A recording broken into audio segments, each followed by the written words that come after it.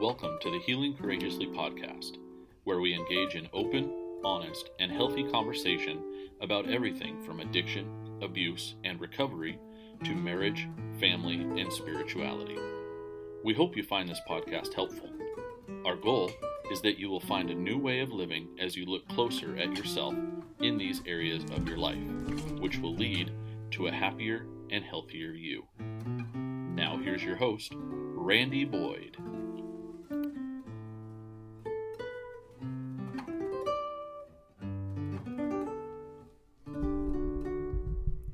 Well, greetings and thank you for joining us on this episode of Healing Courageously. Today I have a very special guest, Melissa Cavanaugh. She is a counselor and part co-owner of Counseling and Recovery Guidance in Lafayette, Louisiana.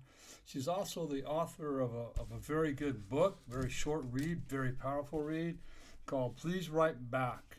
And you can get this on my website, just as a one info, but you can also get it on Amazon. And she does have a coloring book coming out, I think at the first of the year, if I'm correct, and we'll hear from her more.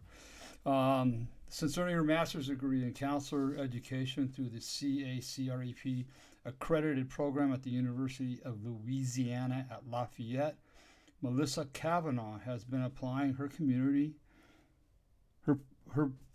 find clarity, helping her community find clarity and balance.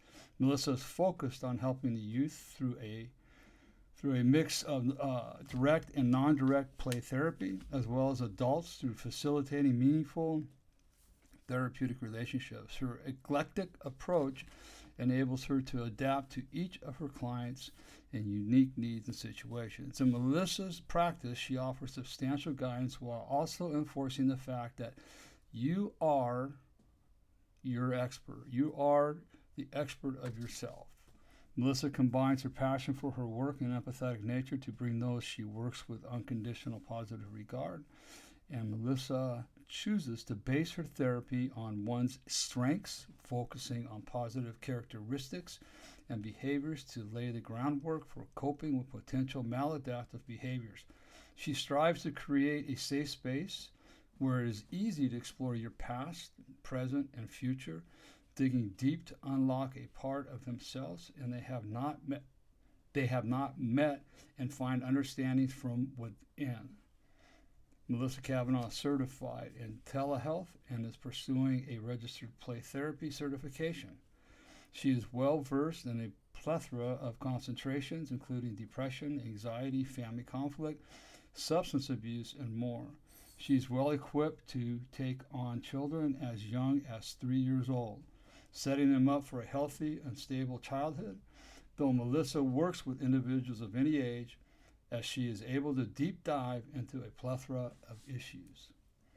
Melissa's published her first children's book in April of 2021 titled Please Write Back, where she tells her story of loving and eventually losing her mother to addiction. Melissa is passionate about spreading awareness around the topic of addiction. She aims to help families and start having hard conversations and begin the path to healing through recovery.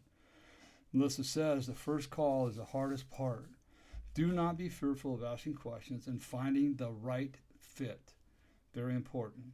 It is so important to facilitate a true connection.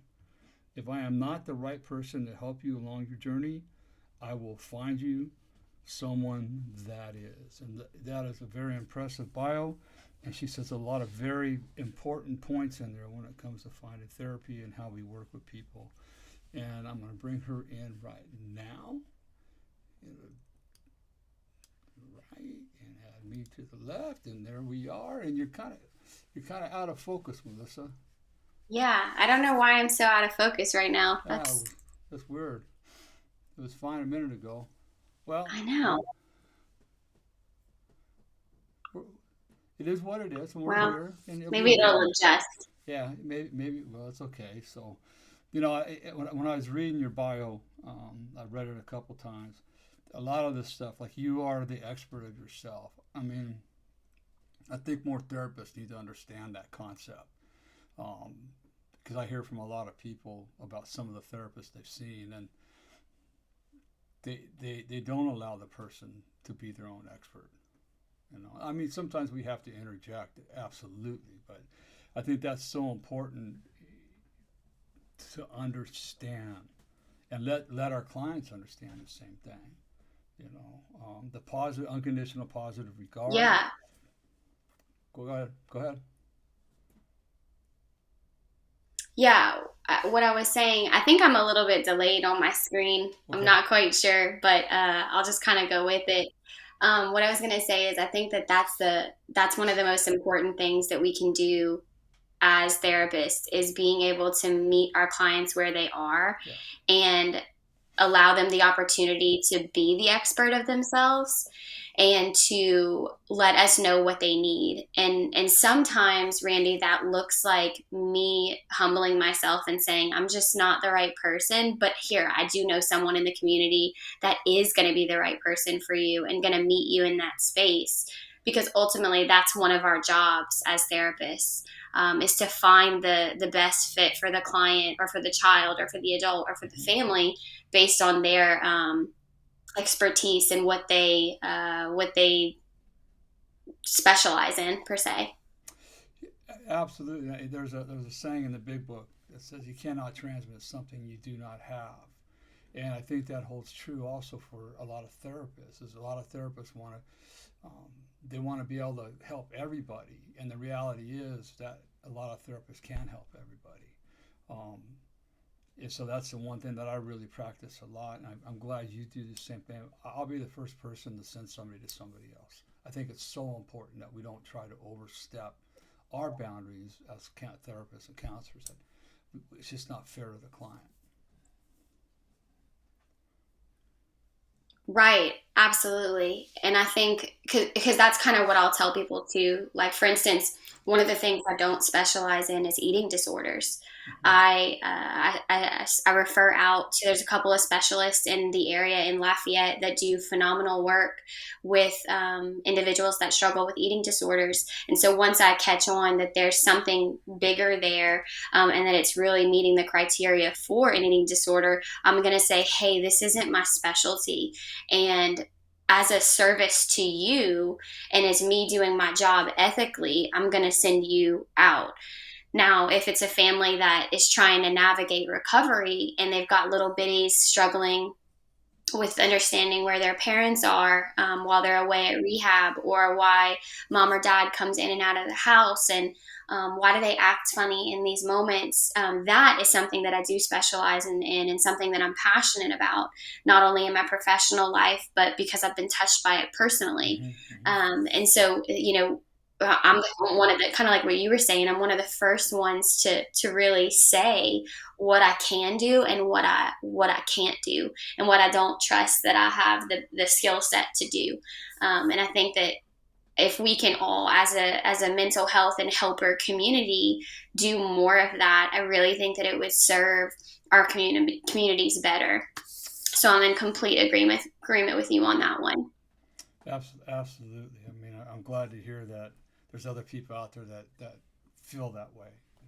I know too many of them that overstep their boundaries, like I said. And I think the other important thing that's in your bio is the unconditional positive regard. I think that's so critical with people, because so many people, all they hear all their life is negative stuff. That's all. I mean, they grew up hearing nothing but negative stuff. And so when they come to a therapist or a counselor, um, the last thing they need to hear is more negative stuff. So it's all the positive regard is absolutely essential in helping people achieve their goals, right? And I think that's the other thing too, is that when they're their own expert, what is it that you want out of this therapy that we're going to be performing and working on for a month, 2 months, 3 months, however long it takes? Oh, absolutely. And I think part of that positivity and that like unconditional positive regard, I learned from one of my professors in grad school. She did this thing called a strength sandwich when she would give us feedback.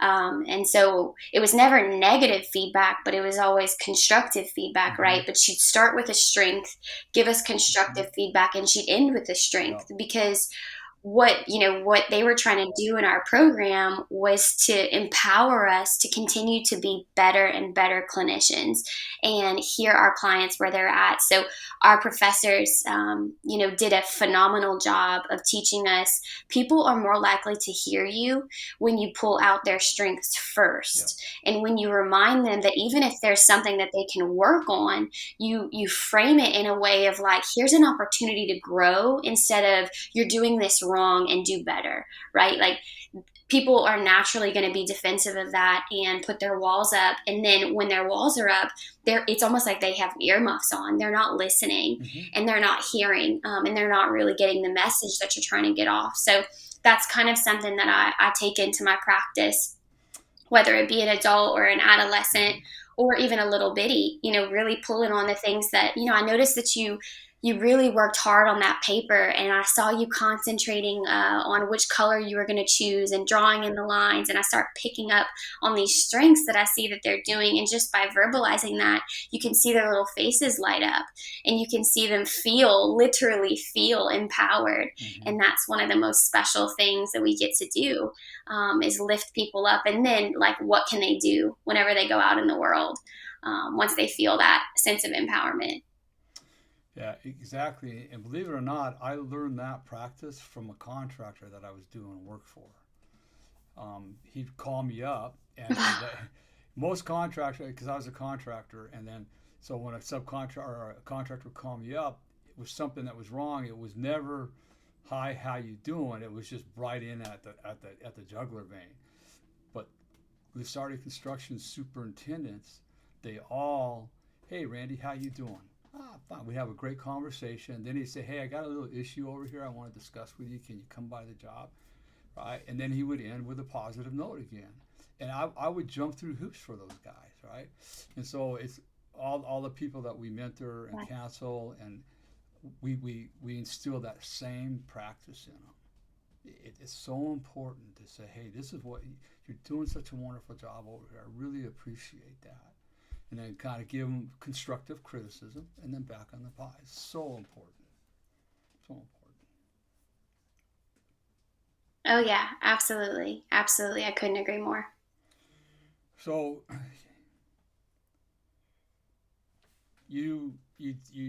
read your book, and your mom was an alcoholic and was absent quite a bit from your life. Yes. And she was not there. I mean, she didn't even come home with you from the hospital. And so you pretty much had an absentee mom. Your grandma, sounds like she was a great grandma. She raised Grammy, as you called her in the book. I call my grandma Granny. So, I mean, it must have been rough growing up in that situation. A lot of misunderstanding. I would assume there's a lot of misunderstanding. And I'm just curious, how did you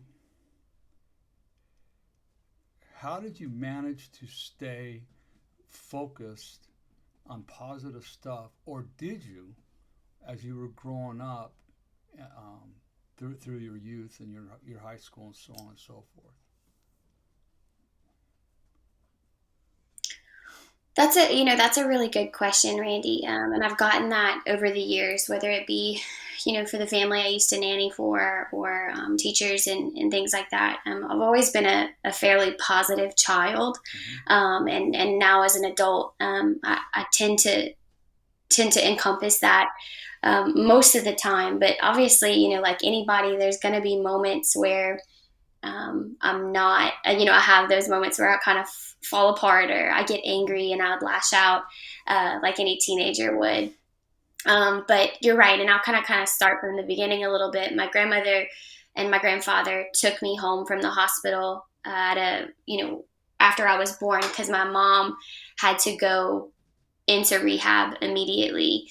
And that was kind of the start of my life with her. I have two older brothers as well that were already living with my grandmother. And so my mom was kind of in and out as a young child, and, they had split custody, and it went back and forth. And then my grandparents got full custody, and my mom was maybe in rehab, or she had a couple stays in jail, or she just kind of disappeared at different times. And I remember at moments I would kind of ask myself and question my worth. The big question that I asked all the time is, why am I not enough for her?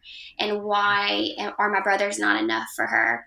And why can't she get sober and be a mom and for us, right? And I put that back on me, and I'm going to speak for me specifically instead of encompassing my brothers, even though I'm pretty sure they feel the same way. But that's the big question, and that's what I hear a lot in my practice too. My younger kids saying those same phrases. Why am I not enough? And in those moments is whenever I would kind of fall back and dip into I would pity my situation and feel sorry for myself, and which I think was very, very normal at the time and for what I was going through. But I think what I did and what I tried to do continuously as I got older is just, I was a big talker. I mean, obviously I'm a therapist now, so that kind of makes sense. Right. But I talked about what I was struggling with. I had a therapist, a school counselor that I talked to in elementary and middle school and then into high school. And I even saw one in a private practice for, as long as I can remember. And then I kind of leaned on these support systems in my life. In high school, I had a couple of teachers that were really instrumental for me that I would go to whenever I was struggling. And I went to a small private school in Lafayette. And I would give my testimony and talk about my struggles with my mom. And by talking about these struggles, I felt I gained some healing, because other people and other kids and teens would say, oh, you know what, Melissa, my family's going through the same thing. And by you opening up about it, I realized that I'm not so alone. And so from a very early age, I learned that I needed to talk about it. I needed to break this stigma that families can't talk about addiction, and that families can't talk about this big white elephant in the room and hide it. I didn't want to do that. And I was very honest, not in a way to shame my mom or to talk ill of her, but to say, we look like we have it all together, despite the fact, that my grandparents are raising me and our family looks a little bit different. But, sometimes it's not awesome, and it doesn't feel good to not know when my mom's going to come back around or pop back in, or when she's going to call, or if she's in the hospital because she got hit by an 18-wheeler. Like, we weren't sure. And so that was the biggest piece for me, is I just talked about it, and I opened up and leaned on my community to get me through. And then my freshman year of college is when she passed away. She just lost her battle. Her body gave out, and luckily, she was a couple weeks sober when she passed, which is a godsend for us, and something that brings us a lot of healing knowing. But her body was just too tired, and it was definitely the toll that the alcohol and drugs had taken on her throughout her life. And at that point, the roller coaster kind of ended, and none of us really knew what to do. Right? We had been on this for so long, and now it was like, okay, now what?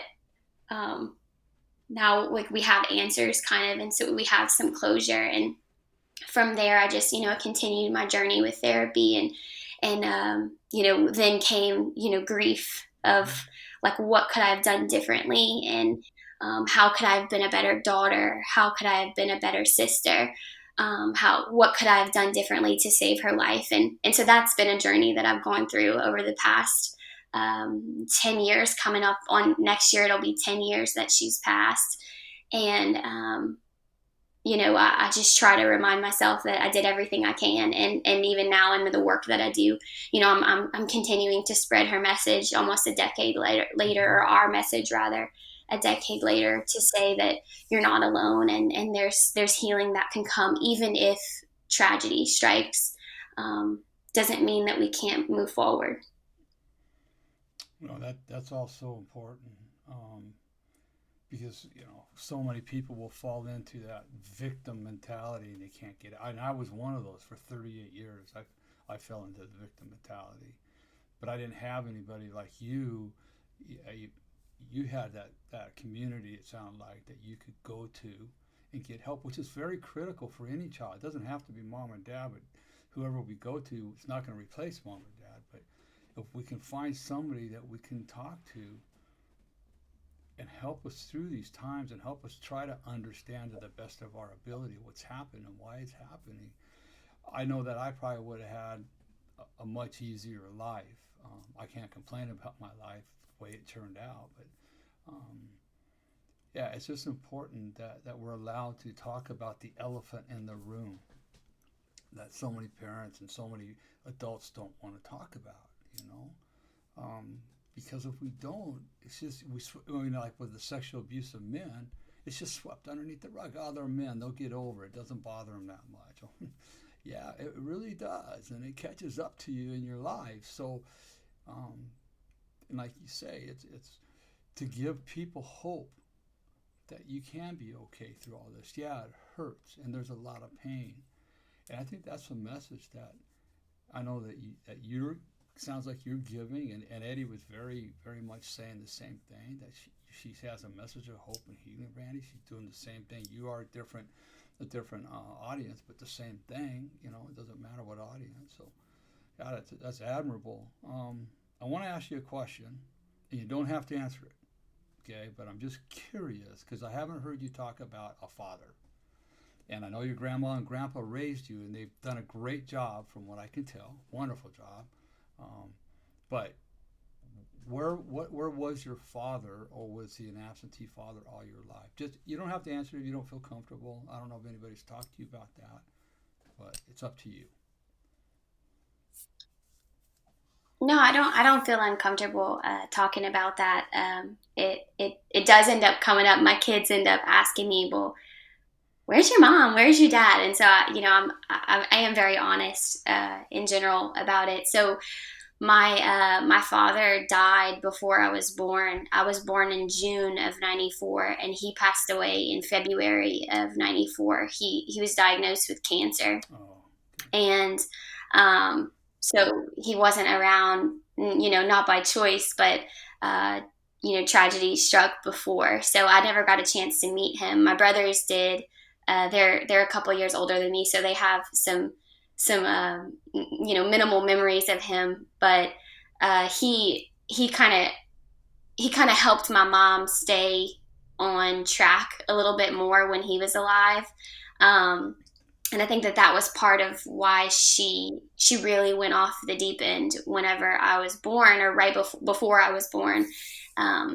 Because he passed, and it was just a really difficult time for her, and so that contributed to, I think, some of the more traumas that she experienced in her life as his passing. yeah. Sorry about the loss of your father. I understand that pain. I lost my dad when I was 12 to cancer.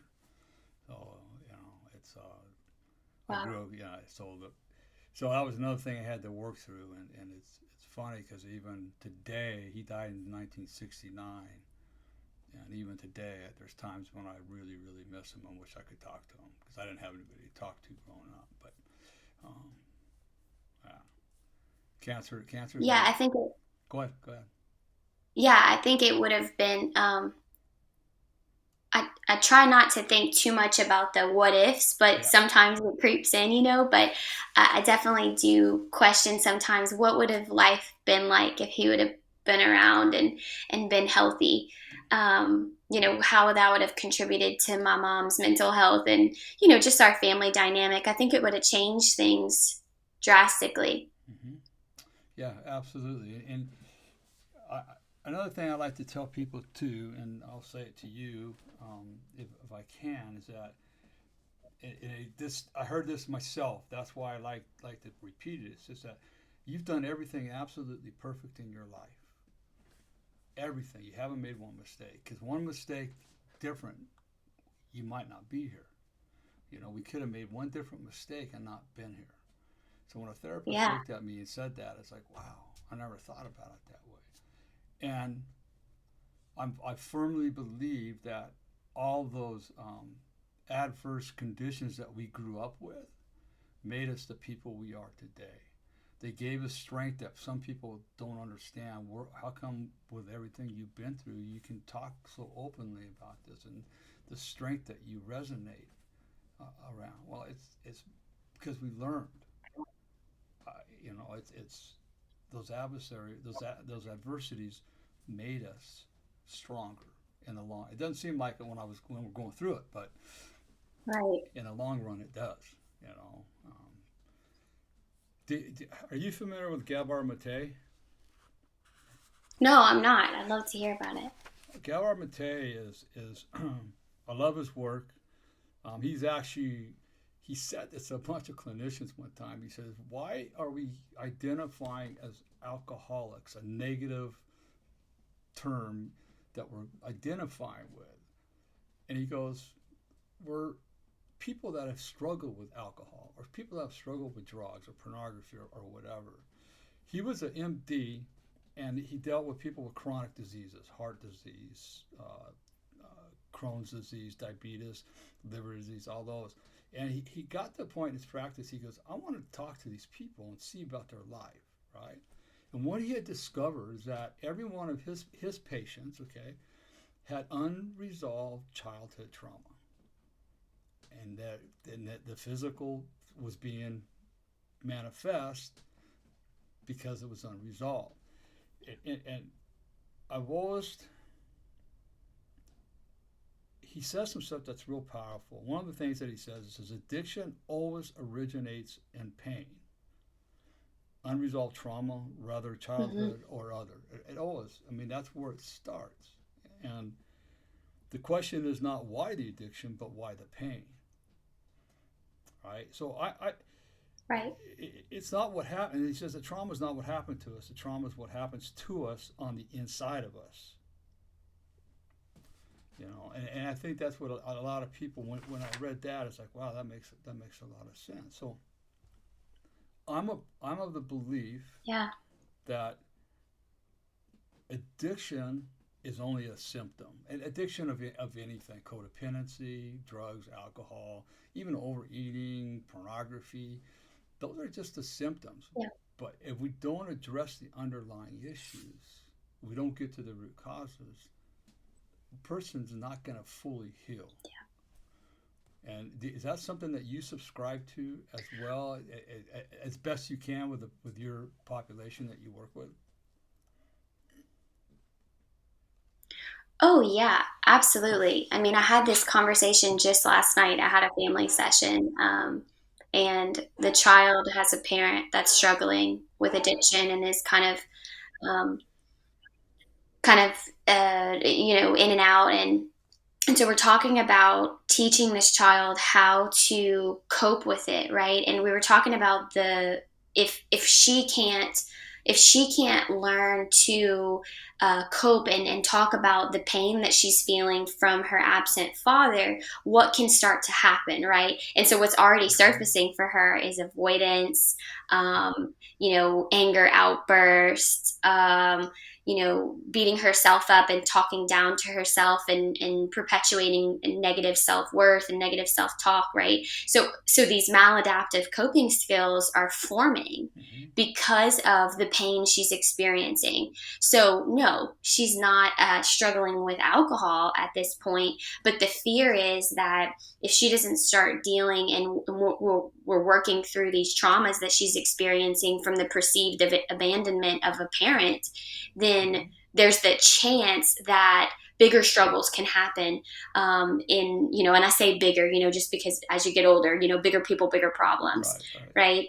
And if we don't start working through this, then, there's a chance that it can in fact get worse. And so I'm a big advocate and believer that healing starts from the smallest of beings, right? Like the smallest of children, in these moments that you've experienced as a little person into your adulthood.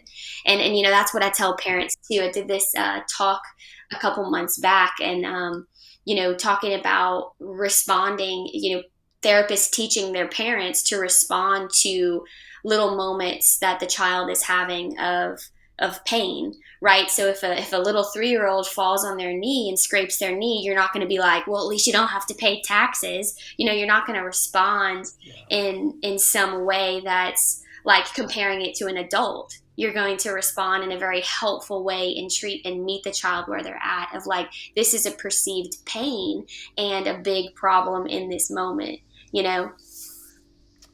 And absolutely, and it's like you say, it starts young.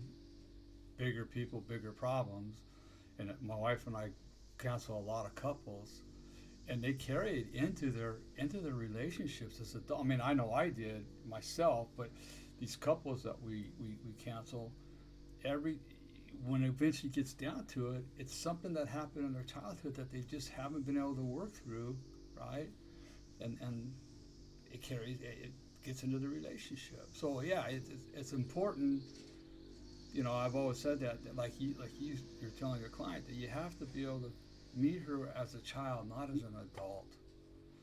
She's a child. She just needs your understanding, and she needs your love, right? She can't treat her as an adult. And I always say this too. It's like our parents only did what they were learned, what they were taught. It's learned behavior, the 7 generational curses, right? So it's just handed down from generation to generation. But it doesn't mean we have to continue that pattern. It's for me. I can remember I was walking with my wife, probably right after we got married. It's 36 years ago, whenever it was, and I was upset. I go, why didn't God just take me when I was laying dead on the ground that day? And before I could get finished with that sentence, it came out that because you're going to break the cycle of abuse in your family, right? And so, I didn't know I was going to go through another 36 years of torment before I did it. But, right. Yeah, so it's really, really important that we have those conversations with the parents, and hopefully they can understand. What I find too, Melissa, really interesting as in adults, they go, I don't think like that. I go, you're not thinking consciously of this. It's a subconscious thought that you're not even aware of. So. Yeah, I think too, Randy. Something that that I'm aware of with myself, and because you're talking about like repeating these cycles and behaviors. And I'm aware of it myself, and I teach a lot to my teenage girls that I see that maybe have a parent that it's absent or whatever they're going through, whether it's anxiety or worrying about school or things like that. Learning to understand why we behave in certain ways. So whether that's in school as a child or even as an adult, I'm in my late 20s, and how I respond in relationships, right? How do I get scared and nervous and act out whenever I feel like I may be abandoned, because that's so rooted in me as a person. Is these I struggle with abandonment and fear of being abandoned, and so whenever that comes up for me, I notice that I might shut down or I might get defensive or whatever, and so me as an adult being able to express to my partner too that like, this is a fear of mine, and if I act this way, this is what I need from you. Um, and this is what I need in the future, and for you to show up for me in this way, and just be able to perpetuate these conversations. So I do a lot of that with my teens or couples that I'm working with, in being able to really hear each other and respond appropriately to the traumas that have, that are just resurfacing as an adult. Yeah, it's good that you can recognize your triggers and you voice them, which a lot of people can't do. They can't recognize their triggers. Number one, they just, well, I don't know, it's just the way I am, right? Yeah. So that's what we work with a lot of our couples, is that your partner's being triggered. Abandonment's a big one for a lot of people. So it's really important, and I had to learn to do the same thing. There's a lot of triggers that I thought I'd worked through, and then one came up, when I just released my book, and they still come up, and it's like, okay, this is a trigger. It's not happening to me now. If it's with my wife, I'll tell her what's going on, and she's real adapted to it. So that's a critical point, is that know our triggers, and that being able to voice them to your partner in a loving way instead of snapping at them because we don't really know what's going on. Yeah, absolutely. Absolutely. So important. So, God, I could go on and on with you, Melissa. So I want to ask you, I'm going to ask you one more question because I don't want us to get cut off by this podcast thing. Is there a question you wish that I would have asked you?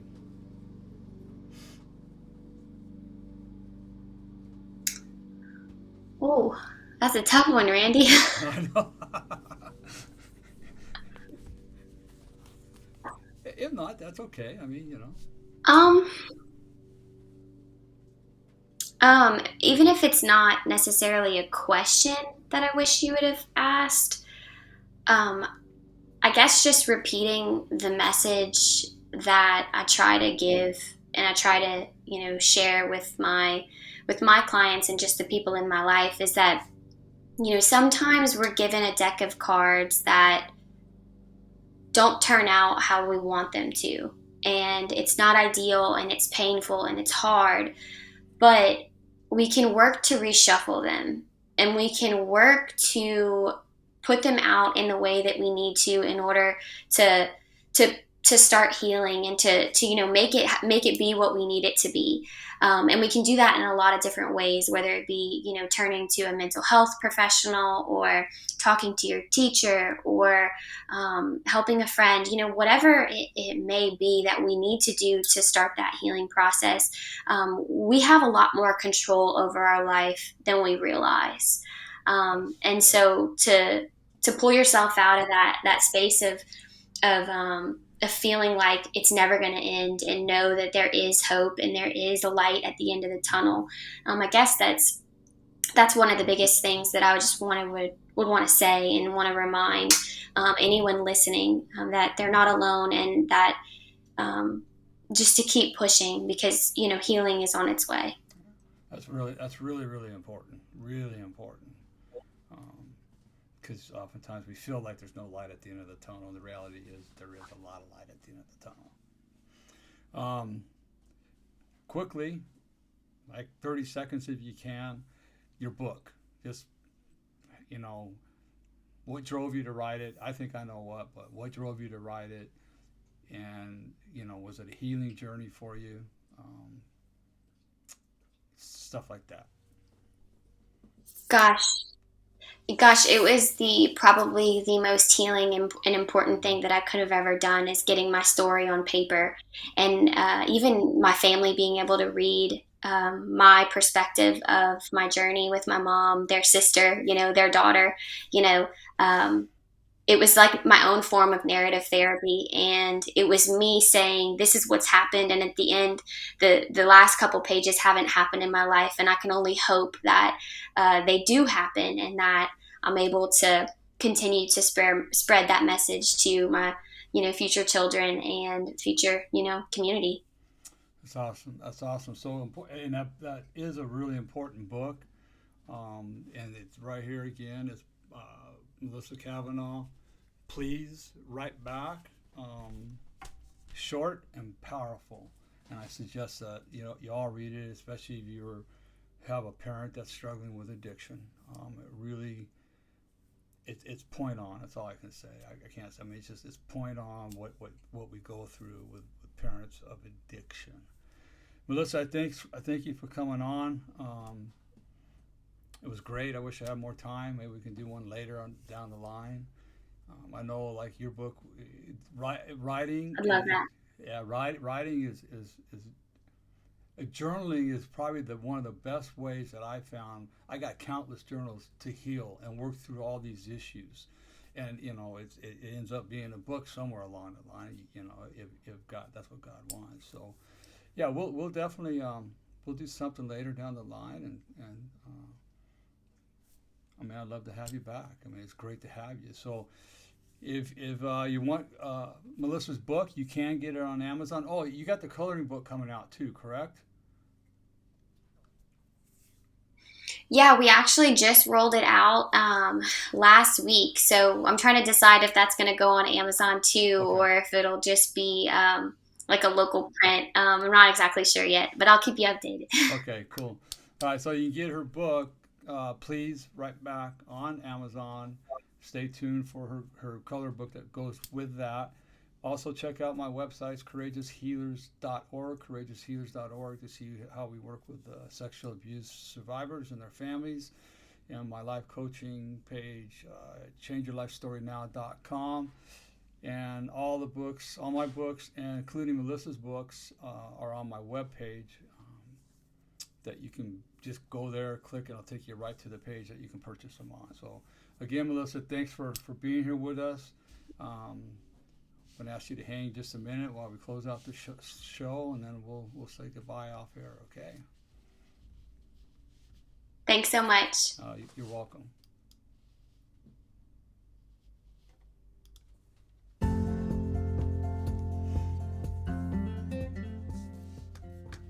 This has been Healing Courageously with Randy Boyd. We will have a new episode every Monday. Please like us on iTunes or Google Play. If you would like to know more about the services available from Randy, please visit him at changeyourlifestorynow.com. Thank you for spending time with us. We'll see you next week. And remember, if nobody tells you they love you today, Randy does.